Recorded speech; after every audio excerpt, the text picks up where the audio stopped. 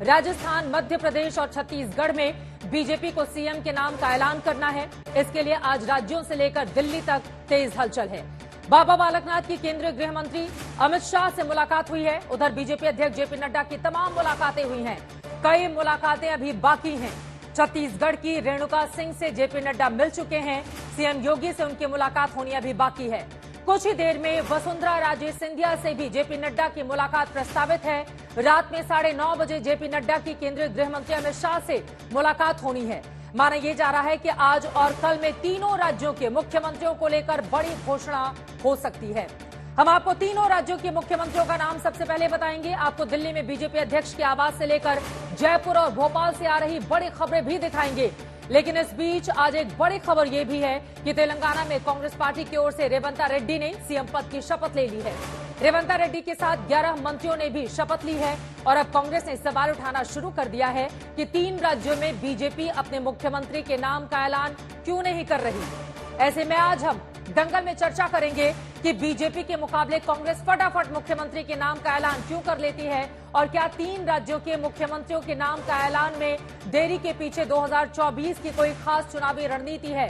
कई और भी सवाल पूछेंगे। आज के दंगल में बड़ी चर्चा होगी, लेकिन उसके पहले हमारी ये रिपोर्ट देखिए। राजस्थान का मुख्यमंत्री कौन होगा? वसुंधरा राजे, गजेंद्र सिंह शेखावत, महंत बालकनाथ, दिया कुमारी, अश्विनी वैष्णव या फिर कोई नया चेहरा? मध्य प्रदेश का मुख्यमंत्री कौन होगा? शिवराज सिंह चौहान, नरेंद्र सिंह तोमर, प्रहलाद पटेल, ज्योतिरादित्य सिंधिया या फिर नया चेहरा? छत्तीसगढ़ का मुख्यमंत्री कौन होगा? रमन सिंह, विष्णुदेव राय, रेणुका सिंह, अरुण साव या फिर नया चेहरा? सीएम चेहरे पर सस्पेंस तीनों राज्यों में है। बीजेपी के सामने 4 से 5 चेहरों में मुख्यमंत्री चुनने की चुनौती है।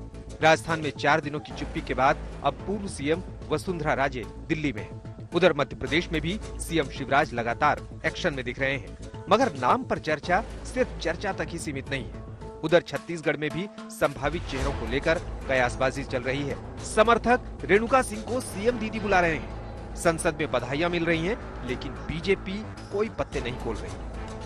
मगर सीएम चुनने की कवायद चुनाव नतीजे के बाद से ही शुरू हो चुकी है, जिसमें केंद्रीय नेतृत्व की बैठक हो चुकी है। पीएम मोदी, अमित शाह और जेपी नड्डा की मुलाकातें हो चुकी हैं।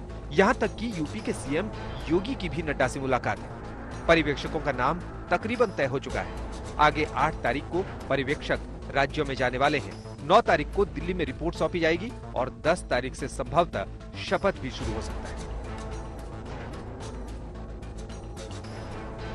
राजस्थान में पहले तो वसुंधरा राजे ने अपने गुट के विधायकों के साथ बैठक कर ली, तो संदेश दिल्ली तक भी पहुंचा और फिर 6 दिसंबर की रातों रात वसुंधरा राजे दिल्ली में हाजिर थी। हालांकि वसुंधरा ने दिल्ली आने की वजह पारिवारिक मुलाकात बताई।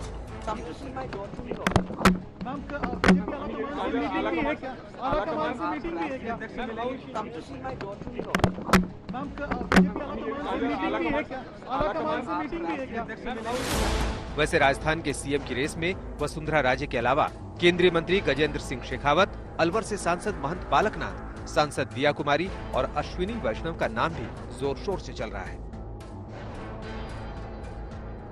मध्य प्रदेश में एक तरफ शिवराज सिंह चौहान रोज कोई ना कोई कार्यक्रम कर रहे हैं और खुद को जनता का सबसे बड़ा सेवक बताते हुए बार बार सीएम कुर्सी का जिक्र भी कर रहे हैं। दूसरी ओर सियासी गलियारे में चर्चा है कि मध्य प्रदेश में बीजेपी 2024 को देखते हुए नए चेहरे पर दांव लगा सकती है। हालांकि शिवराज सिंह चौहान कभी ये दावा करते सुनाई पड़ते हैं कि 2024 में एमपी से 29 की 29 सीटें जिता देंगे। बड़े मिशन के लिए काम कर रहा हूं। उस मिशन में मैं कहां रहूंगा इसकी चिंता मैंने कभी नहीं की। मेरा काम है इस समय 29 की 29 सीटें जीतना। भारतीय जनता पार्टी जीते, हम सबके साथ मिलकर उस अभियान में लगे। हालांकि मध्य प्रदेश में सीएम शिवराज के अलावा बाकी सभी दावेदार सीएम पद को लेकर बिल्कुल खामोश हैं।